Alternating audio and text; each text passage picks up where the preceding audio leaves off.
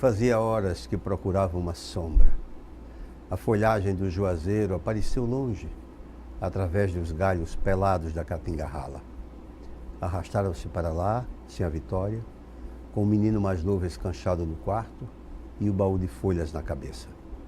Fabiano, sombrio, cambaio, o aiô a tiracolo, a cuia pendurada no ombro e a correia no cinturão.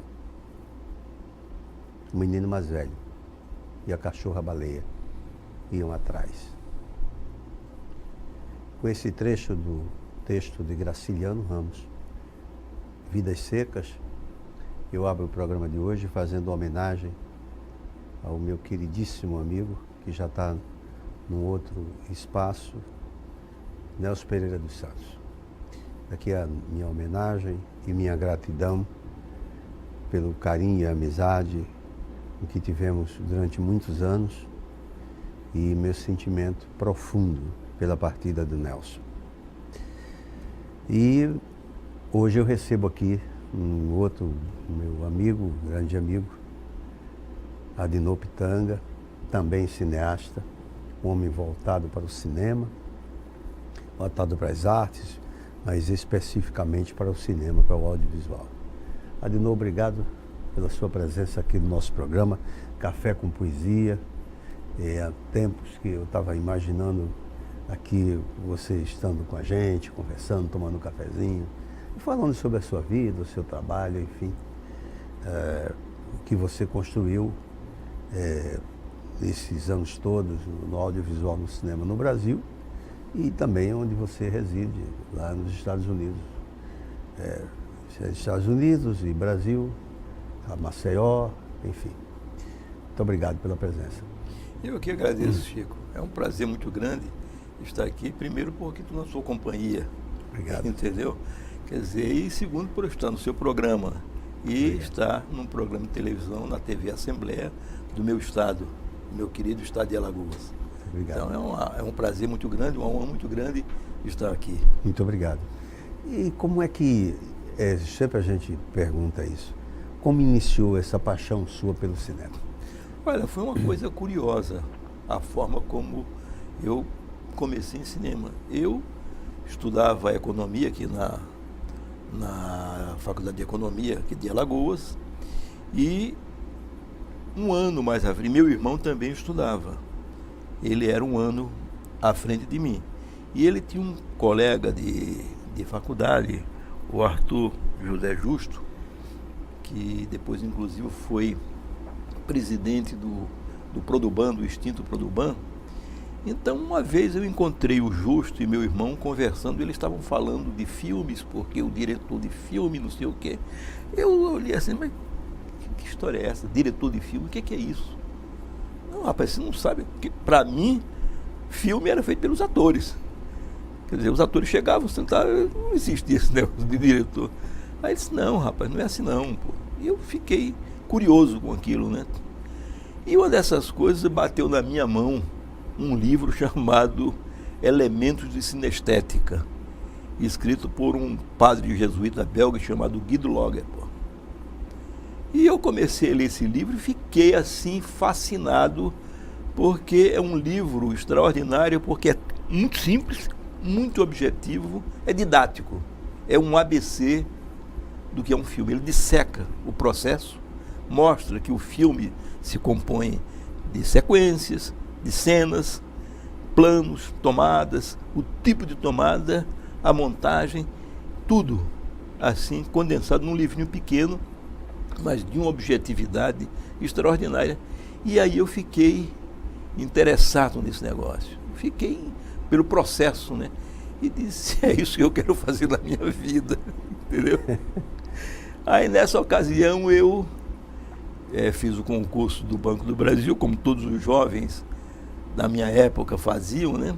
E fui trabalhar em Palmeiras dos Índios. Já que você começou aqui recitando o nosso grande Graciliano, eu tive a honra, a felicidade de ficar 2 anos em Palmeiras dos Índios, convivendo com aquele ambiente tão bem retratado pelo Graciliano. Quer dizer, conheci muita gente que ainda conheceram Graciliano, os velhinhos, né, da cidade. Quer dizer, então foi uma oportunidade e tanto, né, para mim. Mas eu sempre disse, eu quero ir para o Rio para fazer cinema. Agora, hoje em dia, a pessoa que quer fazer cinema tem escola de comunicação, tem escola de cinema. Naquela época não existia nada, não existia nem escola de comunicação. E eu fui para o Rio de Janeiro, 2 anos depois, no Banco do Brasil, eu consegui transferência para o Rio de Janeiro. E fiquei, disse, meu Deus do céu, como é que eu faço para fazer cinema? Não existe escola, não existe nada, não existia nada. E eu fiquei com aquele negócio, aquele desejo, né? Disse, vou fazer isso. Aí, um colega meu de Banco do Brasil, que também é alagoano, que depois até eu vim saber, é um dos fundadores da Academia Maceioense de Letras, o Rui Sampaio. Pô. O Rui Sampaio chegou para mim e disse, eu tenho um amigo, colega nosso do Banco do Brasil, que vai fazer um filme aí. Você tem interesse? Digo, é claro, Rui, é óbvio que eu tenho interesse. Eu tenho todo o interesse do mundo. Aí ele me apresentou ao Alnei São Paulo. Alnei São Paulo. E o Alnei estava fazendo um filme que depois virou um clássico do cinema político brasileiro, que foi o Manhã Cinzenta. Sim. Aí eu fui lá, conheci o Alnei disse, olha, Adnor, é um filme feito sem dinheiro, pô. Ninguém tem dinheiro aqui. Eu digo, ok, não importa. E eu não tinha. E aí eu pedi demissão do Banco do Brasil. E fiquei no Rio de Janeiro sem trabalho, sem dinheiro. Entendeu? Sim. Mas eu disse, é isso que eu quero fazer e vou fazer. Então o Alnei disse, olha, a única coisa que eu posso oferecer é um lugar para você ficar, que é no escritório do Nelson Pereira dos Santos. O Nelson Pereira dos Santos tinha um escritório... Era lá no Flamengo ou era Botafogo? Não, ali no centro, no edifício Santos Vale. Ah. O Nelson tinha um escritório ali, e disse, tem uma turma de baianos que vão trabalhar no Rio, está tudo lá no escritório. Então era escritório de dia e de noite a gente dormia lá. Estava uma turma de baianos, porque o Alnei era baiano, né? Uhum. E estava uma turma de cineastas da Bahia, o Tuna Espinheira, entendeu? Uma pá de gente que todos iam trabalhar no filme. E a gente ficou dormindo no escritório do Nelson Pereira dos Santos. E aí foi quando eu comecei a fazer cinema, né? Era a única forma, naquela época, a única forma de você aprender cinema era fazendo. Não existia escola. Então não existe outra forma. Era como todos. Então não só a parte dos diretores, dos produtores, como também os técnicos, todos eles aprendiam na prática. Entendeu? Quer dizer, então era uma fase completamente diferente da fase de hoje. E aí então eu comecei a fazer e aí lutando para sobreviver, né? E você, dentro desse filme, você ocupou que função? Olha, filme sem dinheiro, entendeu? Todo mundo faz de tudo um pouco, né? Inclusive, eu fui brindado nesse filme porque o Alnei me chamou e disse, olha, você tem um papel para você fazer. Eu digo, mas eu não sou ator. Não, mas tem que ter, não tem dinheiro, né? Todo mundo tinha que ser aproveitado em tudo.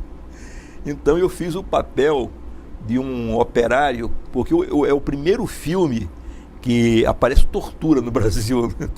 É o primeiro filme aparecendo de tortura, é o Manhã Cinzenta, pô. E eu fazia não é um papel, é uma participação, uma ponta, digamos assim, mas eu tive um close de todo o tamanho, pô. Quando fui ver o filme do teatro, eu tomei um susto, né? Vi aquela carona assim, minha cara. Eu fazia o papel de um operário cuja mulher tinha sido torturada e não tinha sido morta, entendeu? Pela força de repressão, entendeu? Quer dizer, então eu era assim, ajudando em tudo que quisesse, entendeu? Uhum. De servir cafezinho, a fazer qualquer coisa, pô. É maravilha, porque conheceu também o cinema por dentro. Conheci por dentro, fiz amizades, que até, quer dizer, claro, há muitos anos que eu não encontro esse pessoal, mas foram amizades que seguiram ao longo da vida. Ao longo da vida. Entendeu? Aí, então, após esse filme, aí você continuou fazendo cinema também lá no Rio. Comecei a fazer cinema, começando aquela dificuldade toda de sobreviver, né? Como sobreviver, quer dizer, em cinema, que é uma coisa difícil, né? E eu sempre fui assim muito organizado, eu sempre fui uma pessoa que tinha uma capacidade organizativa, e tenho. Então, eu comecei naturalmente me direcionando para a produção, direção de produção. E tem um episódio também bem curioso, bem daquele tempo de dificuldade tremenda, né? Eu tenho um amigo, que até hoje é meu amigo, agora mora no Paraguai.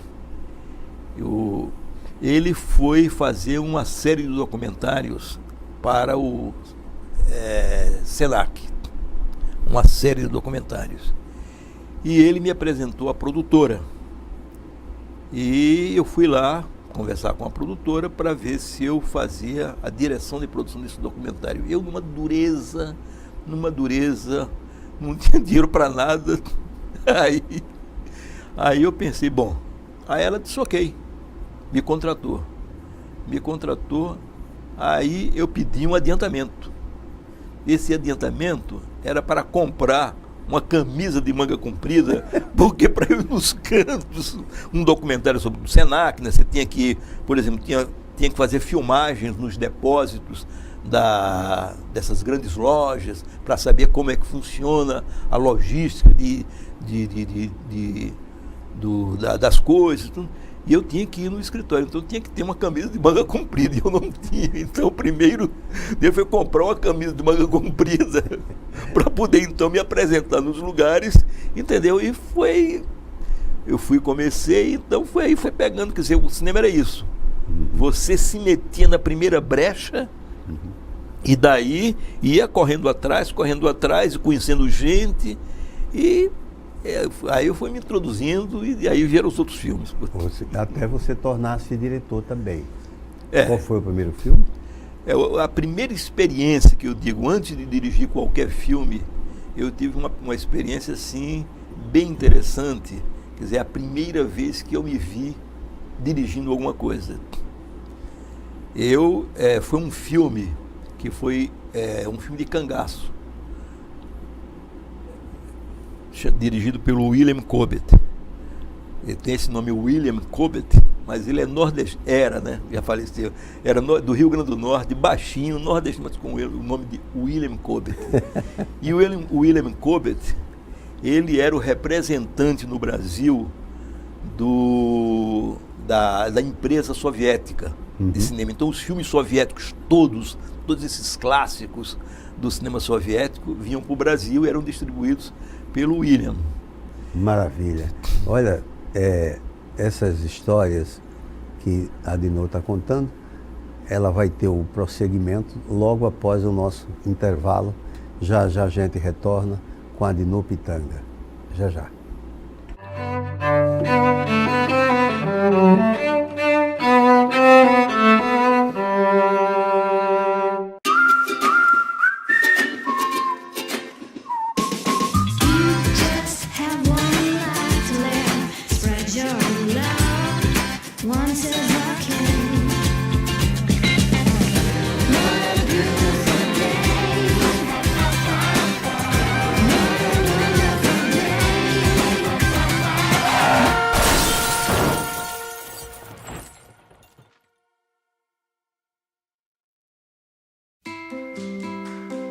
No começo eu era azul, uma cor legal, positiva, mas todo mundo achava estranho.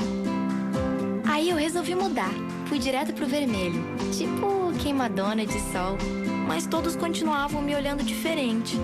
Tentei algumas variações até chegar nessa cor básica, e agora ninguém me acha assim tão diferente. Quer dizer, tem gente que ainda acha, mas é só uma questão de tempo. O mundo mudou, as necessidades mudaram. Partido agora é o usuário. Atendimento é online. Reunião pode ser via chat. Autos estão no browser. Formulários são eletrônicos. Papéis serão eliminados. Benefícios para você e para a sociedade. Tudo mais rápido, mais seguro e mais prático. Como como a justiça deve ser. PJE na Justiça Eleitoral.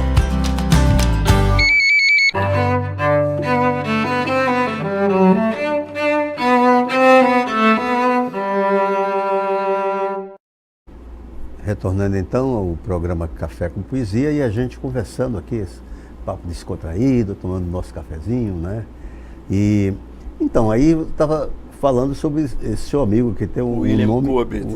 que é Antes de prosseguir no que eu estava dizendo, tem um episódio porque o William Cobbett era uma figura extraordinária, uma figura doce, maravilhosa.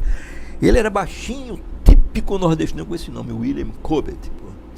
E ele foi uma vez convidado para ir a um festival de cinema, porque ele era distribuidor dos filmes soviéticos, e ele foi para o Festival de Tashkent, é um festival de cinema famoso no mundo inteiro, que é realizado lá na Sibéria.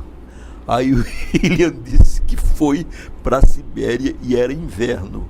Ele disse: meu amigo, quando eu desci daquele avião e encarei o frio da Sibéria, eu disse: meu Deus, o que eu estou fazendo aqui? Eu sou nordestino, eu sou da Caatinga, eu sou do sertão, o que eu estou fazendo aqui na Sibéria? Pô?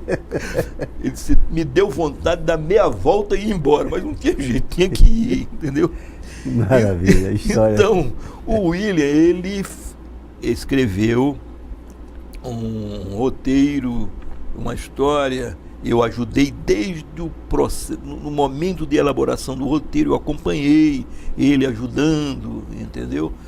E é um filme de cangaço chamado Jesuíno Brilhante.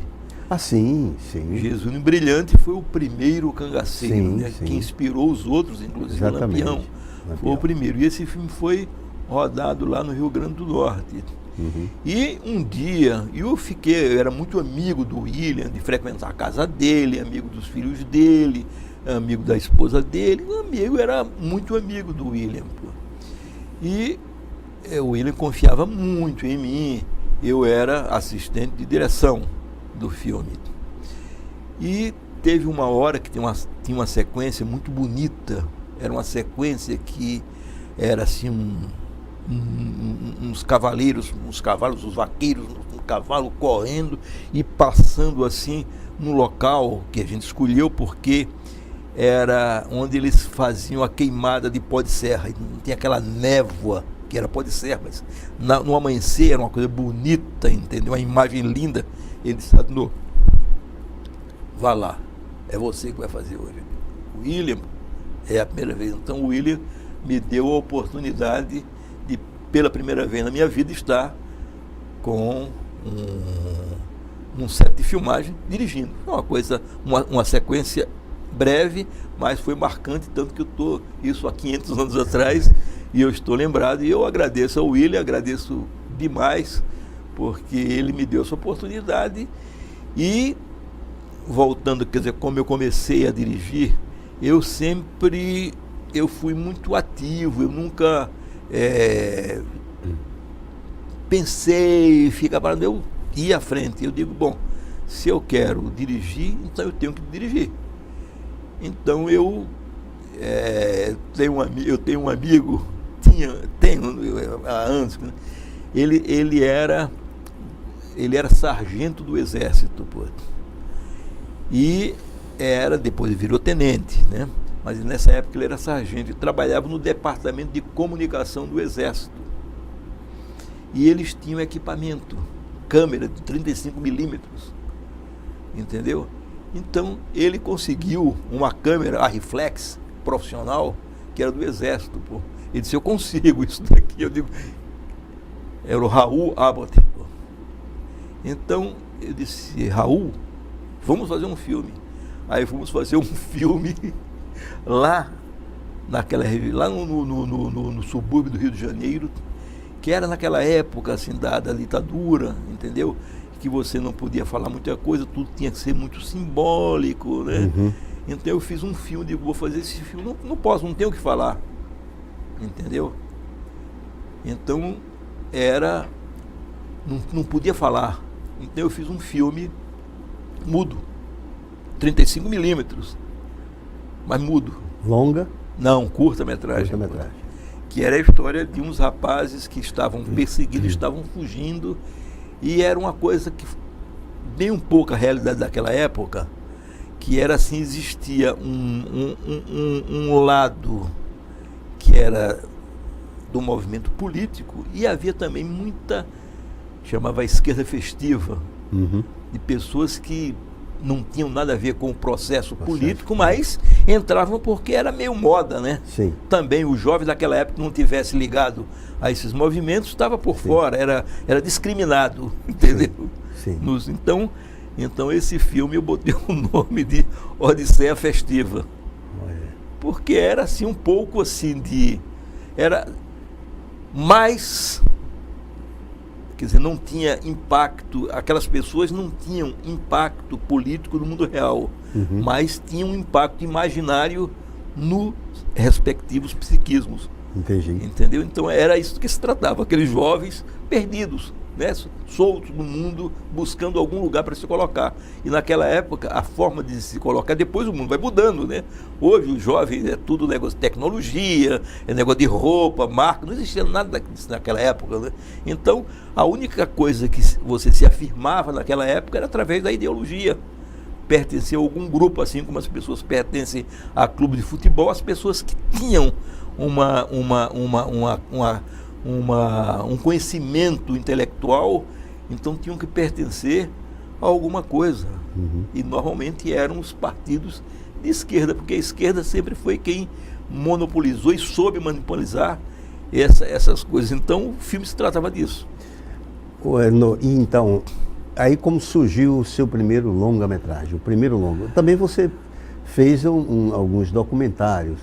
Que a gente estava conversando, que foi sobre o Ismael Silva. O Ismael Silva, compositor maravilhoso, né? O Antonico, vou lhe pedir um favor.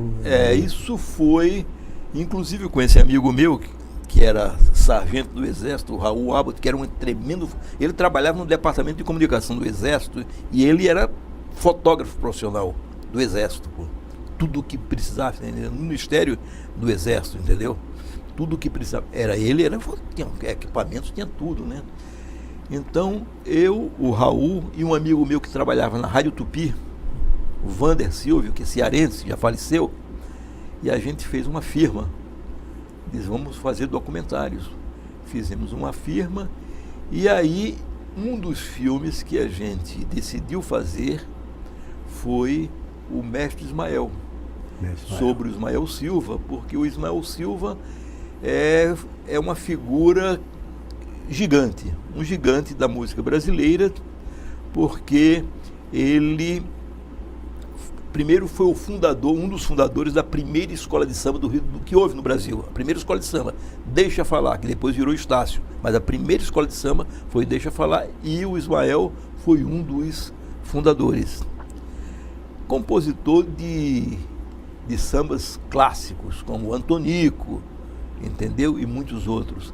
Tanto que o Ricardo Cravalbim, que grande pesquisador, sim, da música brasileira, um dos maiores pesquisadores da música brasileira, o Ricardo Cravalbim disse que o Ismael Silva foi o criador do que veio a ser chamado posteriormente de samba urbano carioca.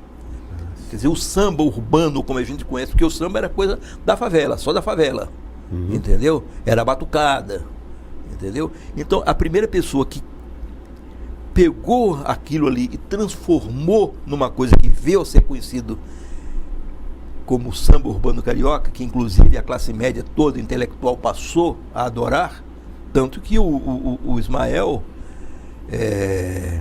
foi uma pessoa muito respeitada, tanto que esse documentário, nesse documentário eu tenho uma entrevista com o jovem Chico Buarque de Holanda, o Chico bem jovenzinho, onde ele diz que o Ismael Silva foi de uma importância muito grande para ele. Eu tenho isso no depoimento do Chico, bem jovenzinho, dizendo que o Ismael foi uma influência importantíssima na maneira dele compor. Você vê que o samba do Chico Buarque é realmente inspirado naquela maneira de ser o samba, de ver o samba que o Ismael criou. E o Cravalbim disse que é o criador do que veio a ser conhecido como samba urbano carioca. Ele é maravilhoso, muito, muito. E o Antonico é uma obra fantástica. Fantástica. Né? Aí depois, nessa sequência, vieram outros filmes e outros, você como produtor e como diretor, eu me lembro do filme que você fez, foi esse Mulheres Liberadas, eu assisti esse filme. Mulheres Liberadas foi um filme que a ideia de fazer esse filme surgiu no Festival de Penedo, aqui em Alagoas. Eu morava no Rio, né? Mas eu tinha vindo aqui ao Festival de Penedo e lá, na época, os cineastas alagoanos reunidos, elaboraram um documento, eu estava junto também, nós elaboramos um documento chamado Carta de Penedo. Uhum. Inclusive o Elinaldo Barros, no livro que ele escreveu sobre cinema, ele tem o texto dessa Carta de Penedo. Uhum. E na ocasião, o Vanderlei, que sempre foi um visionário, que já tinha feito um filme aqui, chamado A Volta pela Estrada da Violência, do qual eu tinha participado. Uhum. E esse filme, A Volta pela Estrada da Violência, foi o primeiro filme brasileiro, o primeiro filme alagoano sonoro, porque o outro filme anterior, que tinha sido feito no passado, era mudo, que era aquele Casamento Negócio do Rogato. Sim. Então o primeiro filme de longa-metragem alagoano sonoro foi A Volta pela Estrada da Violência. Uhum. Mas era um filme que não era um filme assim comercial para atingir foi lançado tudo, mas não era um filme comercial. E o Vanderlei tinha esse sonho, e eu também tinha esse sonho, de criar um núcleo de produção de cinema aqui em Alagoas. Sim. Infelizmente nunca deu certo, entendeu? Mas a gente tinha aquele, e eu disse, Vanderlei, se a gente tem esse sonho de criar um núcleo de produção, naquela época, cinema no Brasil só existia duas formas de fazer cinema. Ou você tinha acesso a dinheiro público, através da Embrafilme, que era fechado, era um grupo muito fechado que tinha acesso, ou então você botava dinheiro do próprio bolso. Não tinha outro caminho. Uhum. Entendeu? Então eu disse, Vanderlei, então o único jeito é a gente fazer um filme comercial. Fazer um filme comercial que seja exibido no Brasil inteiro.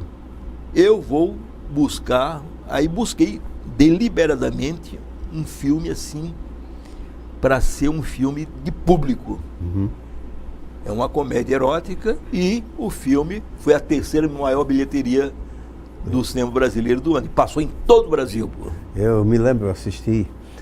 Agora, você hoje vive entre Maceió e Nova York, onde também você tem residência e também divulga, e passou um bom tempo numa emissora que tem um formato como uma emissora cultural, eminentemente cultural e educativa, uma coisa assim, divulgando coisas do Brasil, enfim, filmes, que é um trabalho fantástico isso.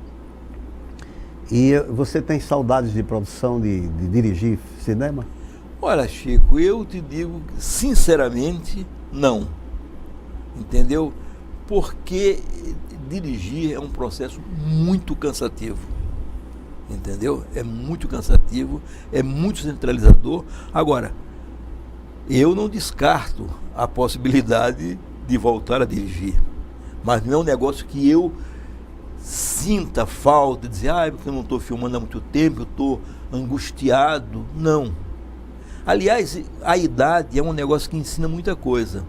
O Miguel Borges, nosso amigo Miguel Borges, antes de falecer, ele disse, Adinor, e ele era muito engraçado, o Miguel, você conheceu muito bem, ele era um piadista, e ele dizia, Adinor, filmar é muito chato. Mas ele, claro que ele amava o cinema, entendeu? E dizia isso para quem entende o piadismo dele, porque é muito cansativo, entendeu? Ele disse, olha, eu não quero fazer mais filme que não tenha dinheiro não, sabe? Eu só quero fazer filme que tenha dinheiro. Eu quero sentar numa cadeira de diretor para poder ter tudo pronto. Eu agradeço imensamente a sua participação aqui. Vai voltar outras vezes para a gente continuar conversando. E esse é o meu grande amigo, cineasta. Ele disse que não tem saudade de dirigir filmes, mas tem vontade também de produzir filmes, ou seja, está sempre envolvido com o cinema. E no nosso próximo encontro, a gente inclusive vai continuar falando sobre cinema, sobre audiovisual, tá bem? Até o nosso próximo encontro.